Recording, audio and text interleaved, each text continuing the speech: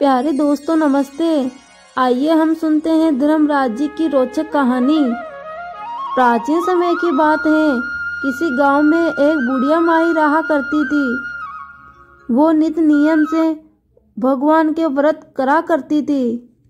एक दिन भगवान के घर से यमदूत उसे लेने आ गए और वो यमदूत के साथ में चल पड़ी। चलते चलते गहरी नदी आई तो यमदूत बोले कि माई तूने कभी गोदान किया है या नहीं। बुढ़िया माई यमदूत की बात सुन के अपने मन से श्रद्धा भाव से गौ माता का ध्यान किया और वो गौ माता उसके समक्ष आ गई। बुढ़िया माई उस गाय की पूंछ पकड़ के नदी पार कर गई। फिर यमदूतों के साथ आगे बढ़ी तो फिर काले कुत्ते आ गए।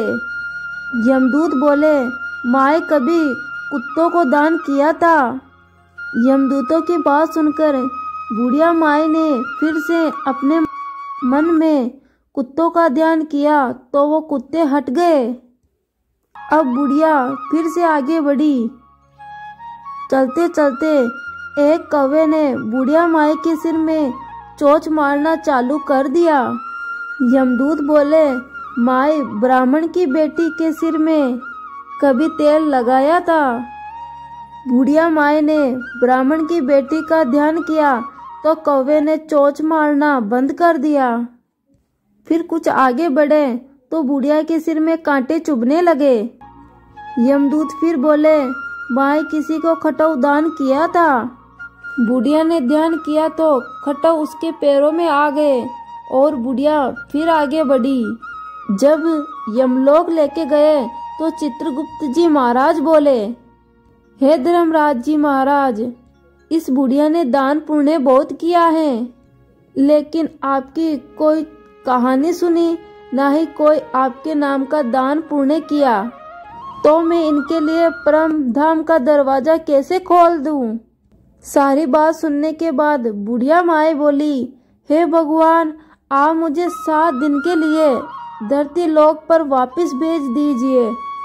मैं धरती लोक पे जाके धर्मराज जी महाराज का व्रत रखूंगी, उद्यापन करूंगी और फिर वापस आ जाऊंगी।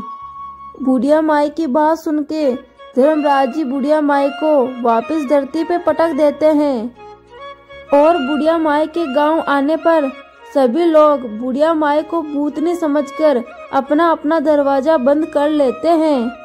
और फिर वो बुढ़िया माई अपने घर गई तो उसके बेटे बहू ने भी बुढ़िया माई को देख के दरवाजा बंद कर दिया। बुढ़िया माई ने कहा मैं भूतनी नहीं हूँ, धर्मराज जी कृपा से मैं तो 7 दिन के लिए धरती पर वापस आई हूँ।